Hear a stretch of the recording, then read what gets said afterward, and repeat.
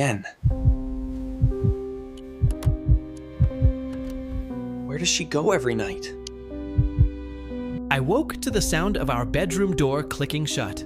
The sheets beside me were still warm, but empty. Again. This was the third night in a row. At first, I thought Maya was just using the bathroom or getting water. But 30 minutes? An hour? Where was she going? My heart pounded as I slipped out of bed. The hardwood floor was cold beneath my feet. I moved quietly down the hallway, careful to avoid the creaky floorboard near the linen closet. Our apartment was dark, except for a thin strip of light coming from under the study door. The study.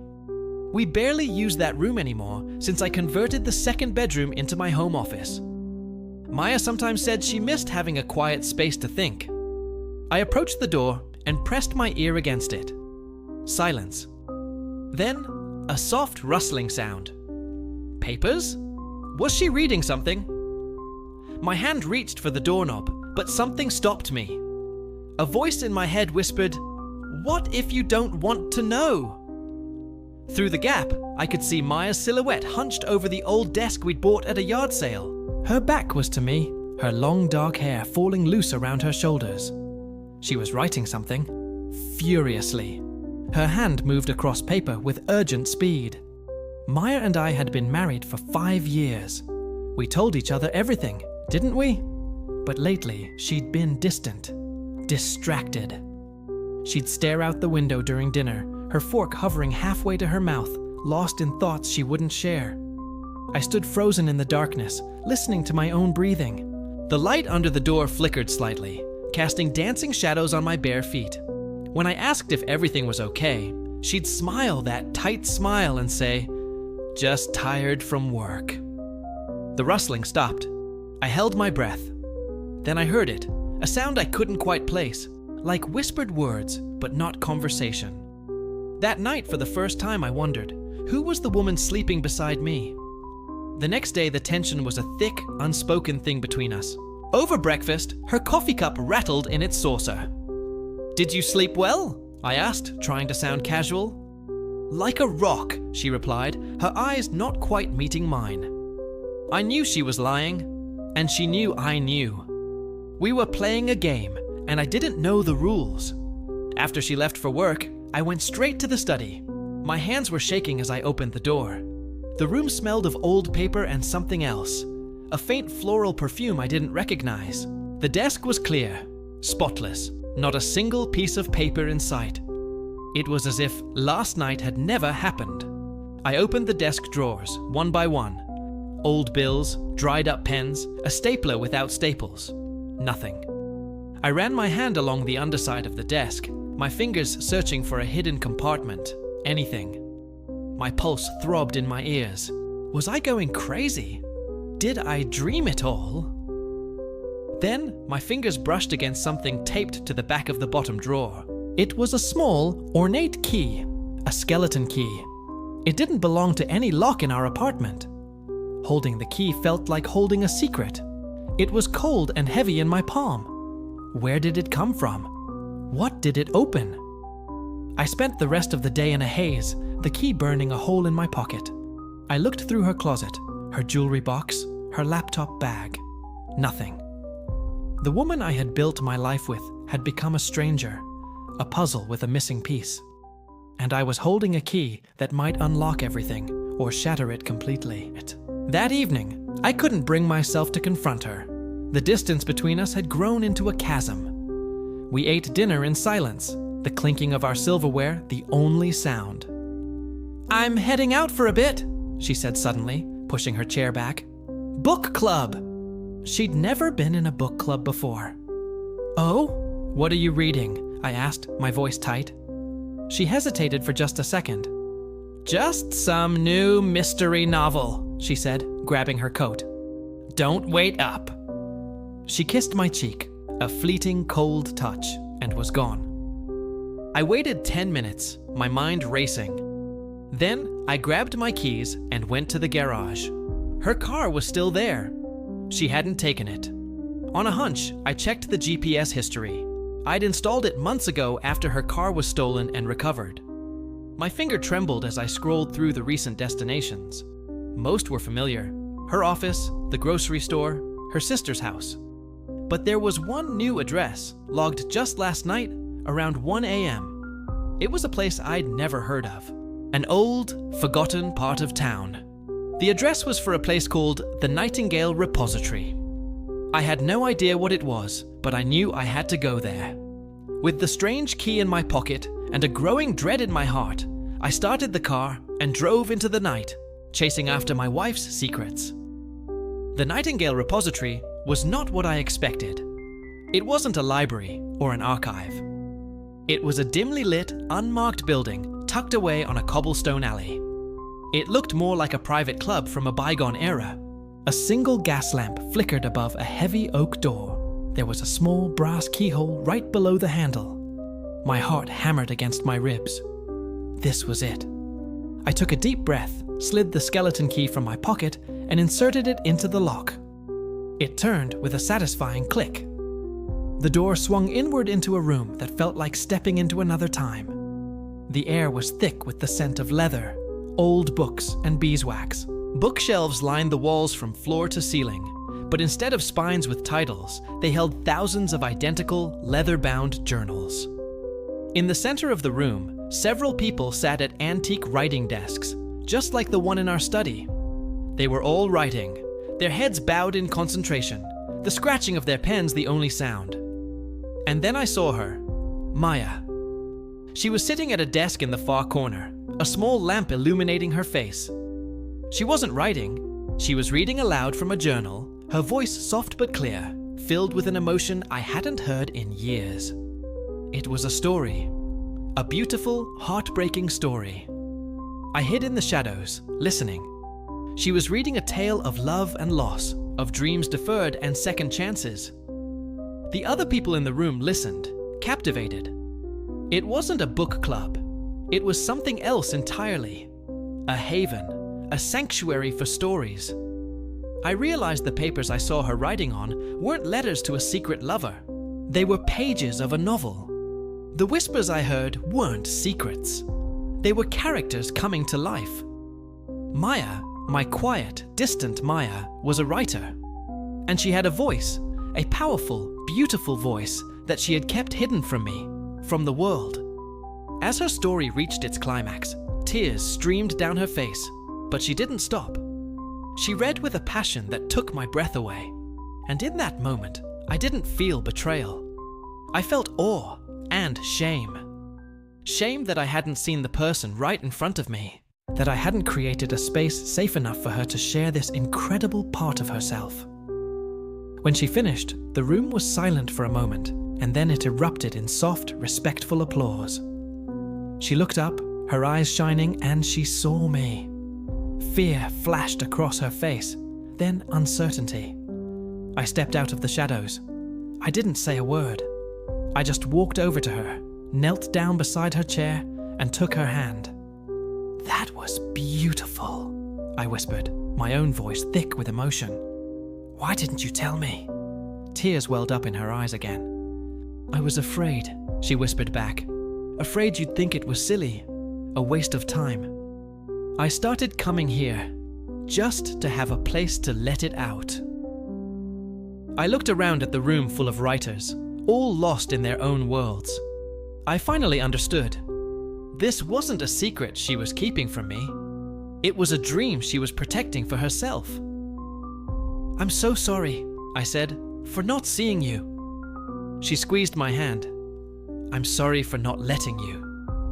That night, we walked home hand in hand, the silence between us no longer a chasm, but a comfortable space filled with a new understanding. The mystery was solved, but a new story, our story, was just beginning. Thanks for watching our story unfold. If you've ever felt like you had a hidden part of yourself, let us know in the comments. We'd love to hear from you. Don't forget to like this video and subscribe for more stories that explore the secrets we keep. See you next time. "Did you sleep okay?" I asked casually, pouring coffee into Maya's favorite mug, the blue one with the chipped handle. She looked up from her phone, her eyes a little puffy. "Like a rock. Why?" I searched her face for any sign of deception. Nothing. She looked genuinely confused by my question. She took the mug in both hands, wrapping her fingers around the warm ceramic. "What?" she asked, her head tilted slightly.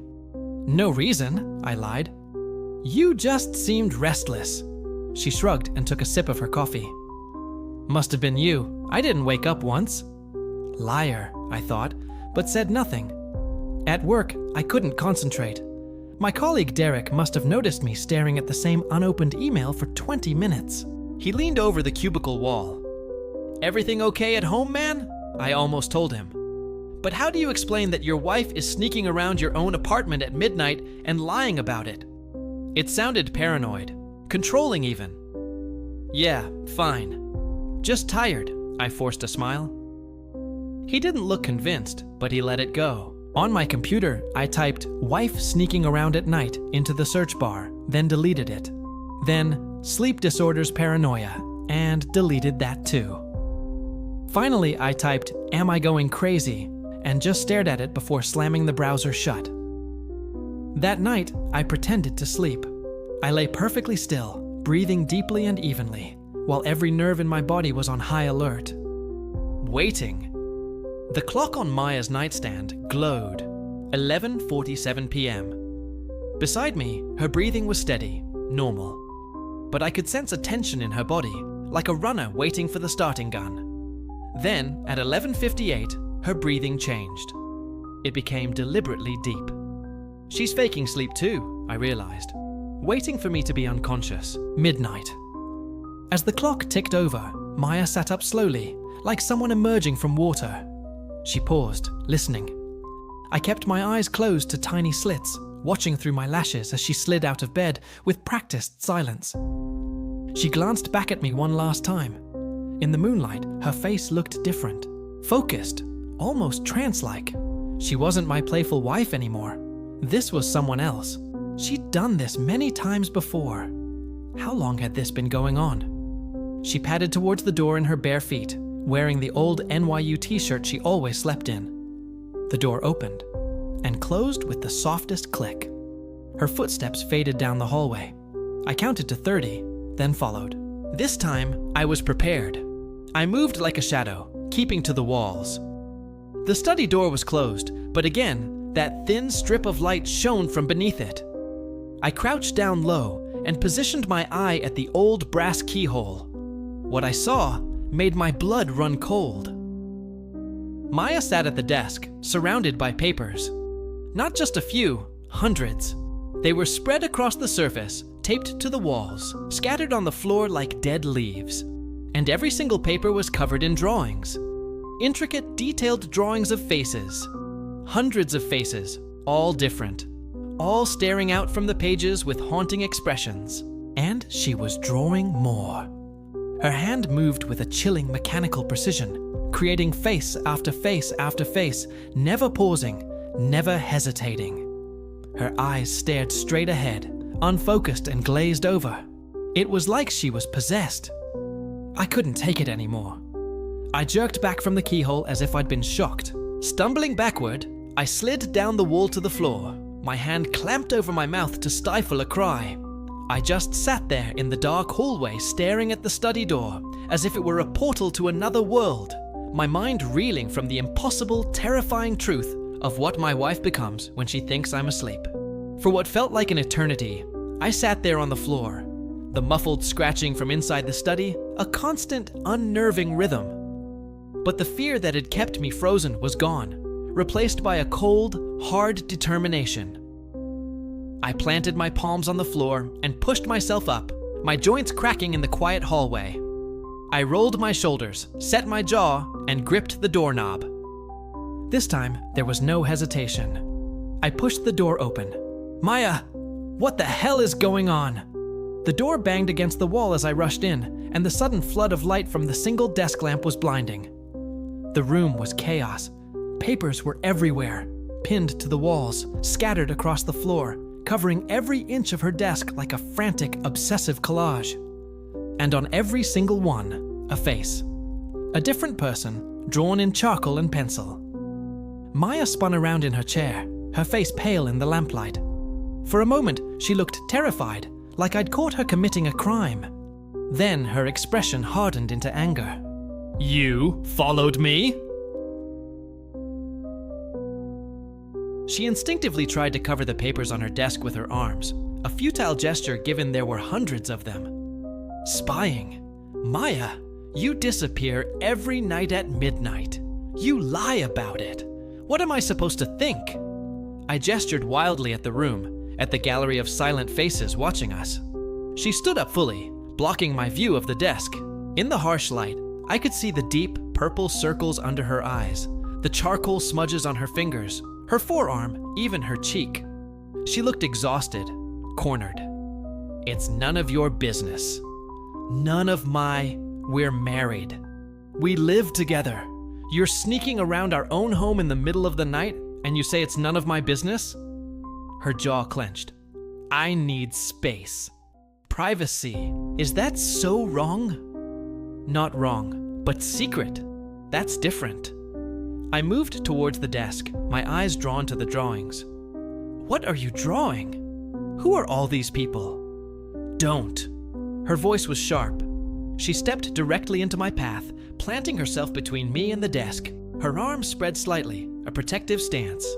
I reached past her, trying to see the drawing she was working on. She grabbed my wrist with surprising strength, her fingers digging in. We froze, face to face, inches apart, breathing hard. This close, I could see just how exhausted she was. How long had she been doing this?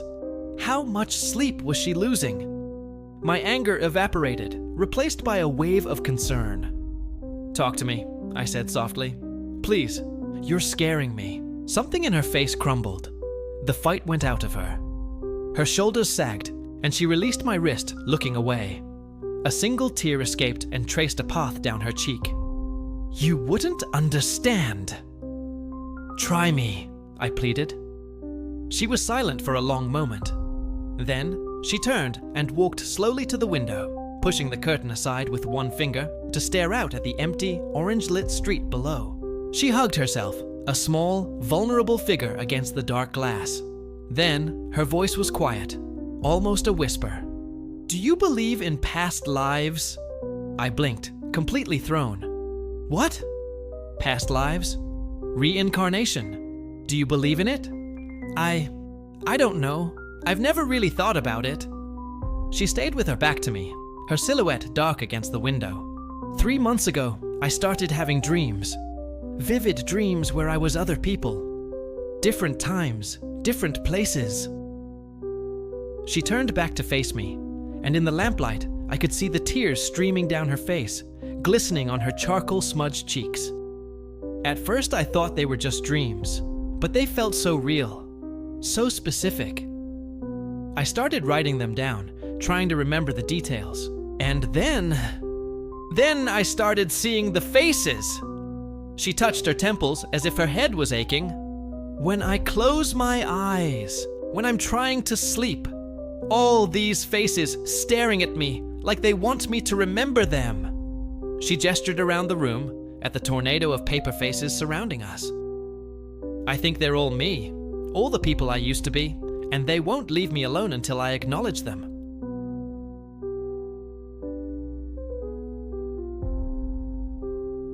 My mind was reeling, trying to process what she was saying. "Maya, that sounds like..."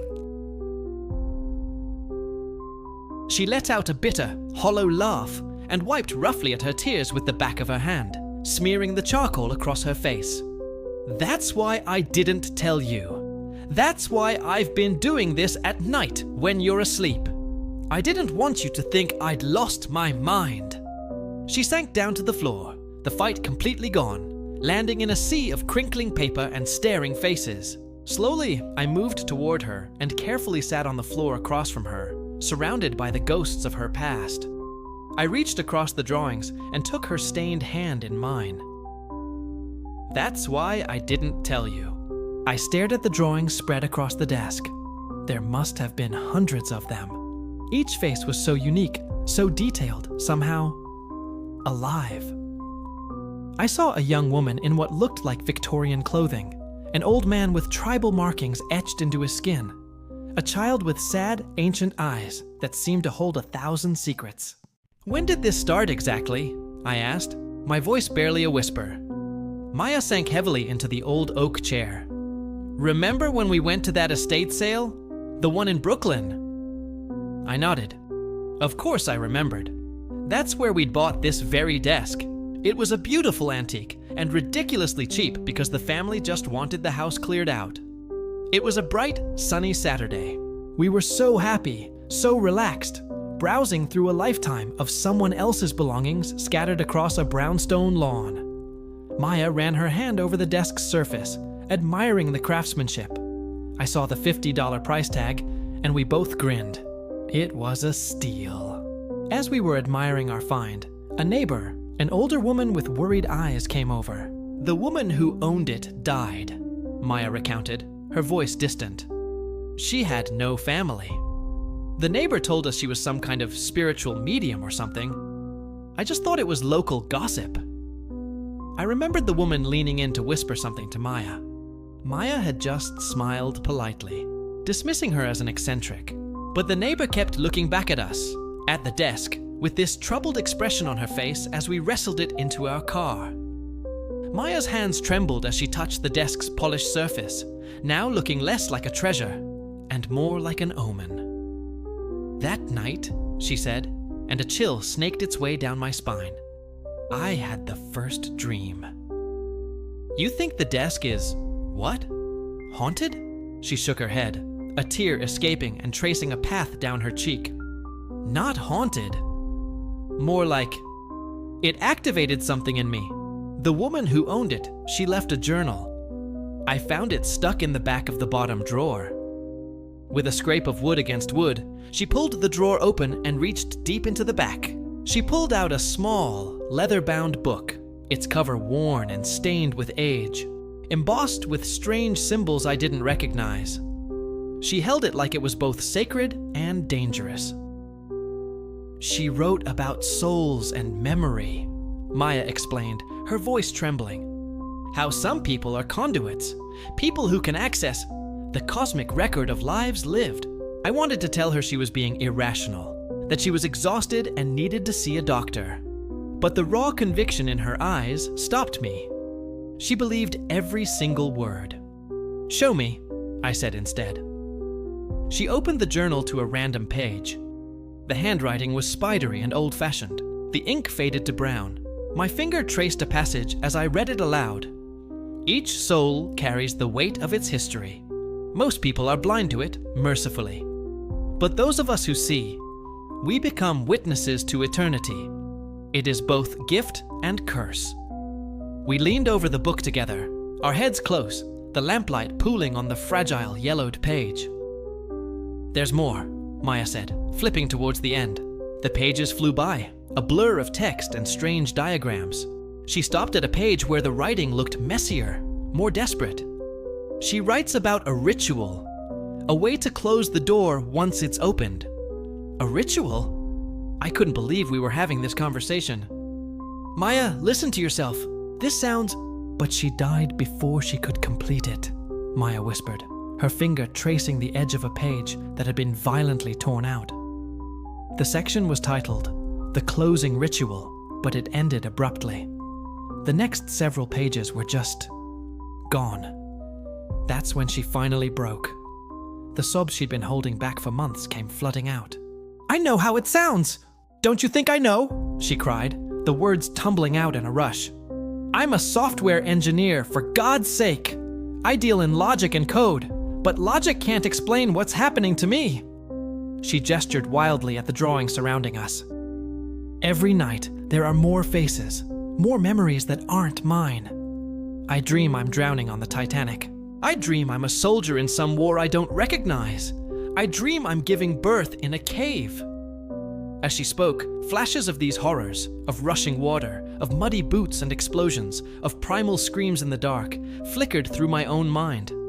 "And I wake up exhausted," she wept, "like I've lived entire lifetimes while you sleep beside me." Tears streamed down her face. I had never seen her so broken. I pulled her into my arms, holding her tight as she collapsed against me. the crinkling of the drawings beneath us a constant reminder of the faces watching from the floor. "Okay," I said, my voice firm. "Okay, so what do we do? This ritual, what does it involve?" She pulled back, wiping her eyes, trying to compose herself. "That's the problem. The last pages are missing, torn out. It's like she didn't want anyone to finish it." I looked from her tear-stained face to the empty space in the journal, and then back to her. A new determination hardened inside me. I took her hands in mine. We were a team, for better or for worse. Then we find them. We spent the rest of the night going through everything. Maya showed me her drawings in chronological order. The progression was disturbing. The first faces were simple sketches, just crude outlines with uncertain lines. But as the weeks passed, they became more detailed, more urgent. We laid them out on the floor like a timeline, a bizarre police evidence board mapping out this impossible evolution. After just a few months, her skill had become photographic, the shading perfect, the expressions haunting. Some were beautiful, others were terrifying. "This one," she said, her voice trembling as she pointed to a drawing of a young man in 1920s clothing. His eyes were hollow, sick.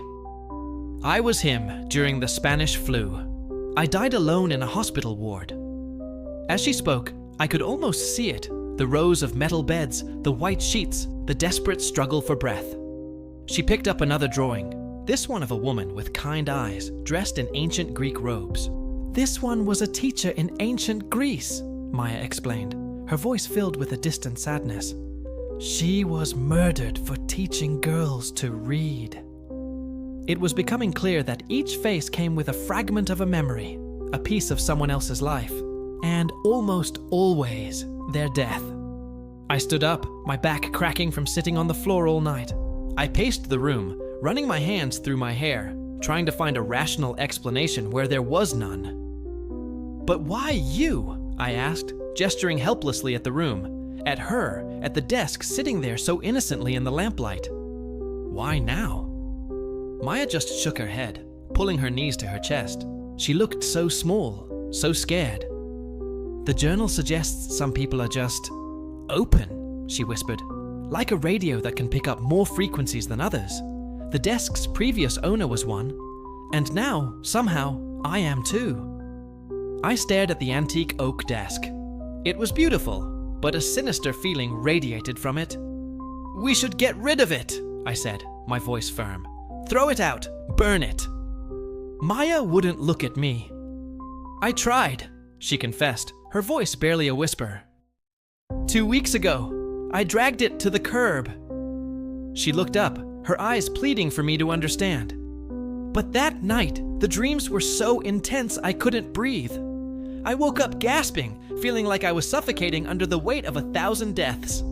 I brought it back inside, and the pressure eased. The horrible realization dawned on me. So you're trapped. Unless we find those missing pages," she said, her voice regaining a sliver of strength. "Unless we complete the ritual." My mind started racing. The journal, the previous owner, the sale. An idea sparked. "The estate sale!" I snapped my fingers.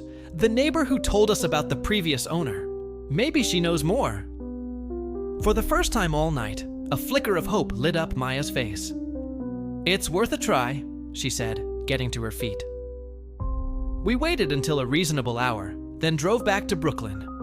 The neighborhood looked so different in the daylight, less mystical, more ordinary.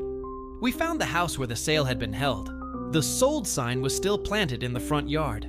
And next door, watering her plants, was the neighbor, an elderly woman with sharp eyes that seemed to see right through us. Before we could even introduce ourselves, she looked up and said, "You bought the desk." It wasn't a question, it was a statement. "Yes," Maya said, her voice urgent. "We need to know more about the woman who owned it, please." The woman, Mrs. Chen, set down her watering can. She studied our exhausted faces, the dark circles under Maya's eyes. She nodded slowly, a sad, knowing look on her face. "You should have left it alone. Margaret tried to warn people, but they never listened. Come inside."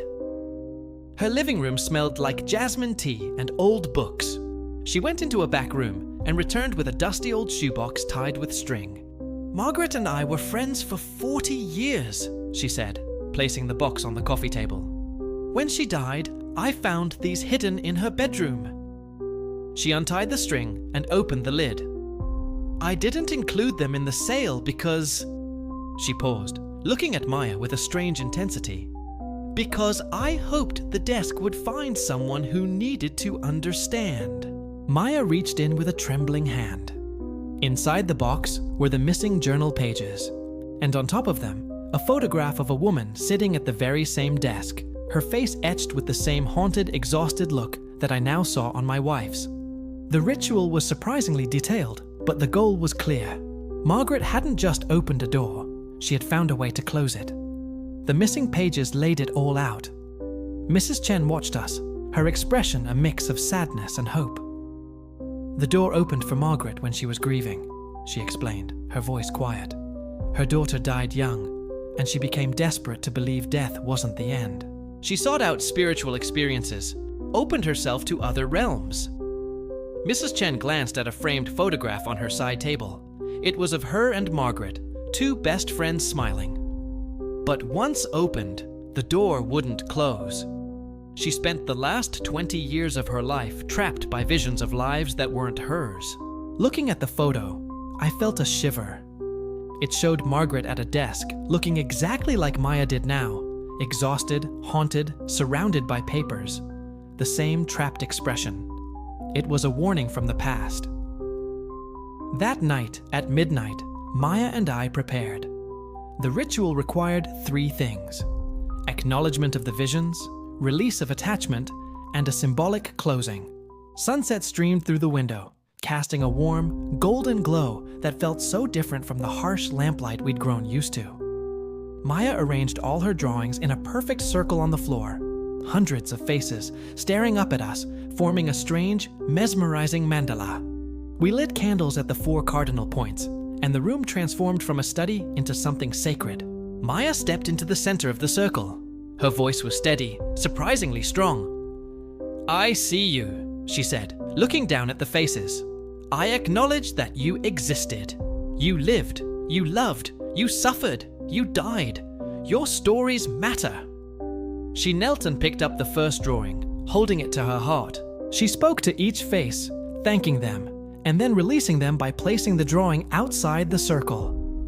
Some made her cry. Others she met with a sad smile. I stood just outside the circle, watching, feeling every emotion with her. The pile of released drawings grew as the circle of faces on the floor shrank. Hours passed. Exhaustion set in, but she didn't stop. Finally, only one drawing remained. It was the very first face she'd ever seen. A woman who looked remarkably like Maya herself, but from another time. She picked it up, her hands trembling slightly. "This was me," Maya whispered, her eyes fixed on the drawing. "In another life. Or maybe it's who I could have been." She looked up at me, and I saw it all in her eyes, the moment of choice. She could hold on to this gift, this curse, and continue to witness eternity. Or she could let it go and just be human, here, with me. A tear rolled down her cheek, but her gaze was resolute. "But I'm not her," she said, her voice firm. "I'm me, Maya Chen, living this life, here and now, with the person I love." And with a deep breath, she tore the last drawing in half. The instant the paper ripped, the candles flared, and a sudden impossible wind whipped through the room. Papers flew everywhere. The lamp flickered wildly. Then, just as quickly as it began, it was over. Silence. Stillness. Maya exhaled, a long, shuddering breath she seemed to have been holding for months. A profound sense of peace washed over her face. "They're gone," she whispered, her eyes wide with relief. "The faces. I can't see them anymore." I rushed into the circle and pulled her into my arms. She collapsed against me, sobbing with pure, unadulterated relief. Later that night, we burned the drawings in the fireplace. The journal's final instruction was clear. The desk had to be destroyed, not passed on. The next morning, we took a sledgehammer to it. Each strike felt like liberation, a blow against the darkness that had invaded our lives. We smashed it to pieces and hauled the debris to a dumpster ourselves, making absolutely sure its story ended with us. That night, for the first time in months, Maya slept soundly through until morning. When she woke, the shadows under her eyes were gone. The haunted look had vanished. It was just my wife, back in full. She rolled over and gave me a sleepy smile. "I had a dream," she said. "A normal dream. About us at the beach. It was perfect." I kissed her forehead. That's all we need. Just our own life. Our own story. The study remained empty after that.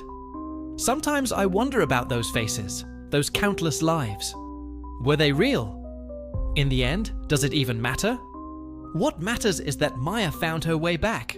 And sometimes, the greatest mystery isn't what we discover. It's what we choose to leave behind.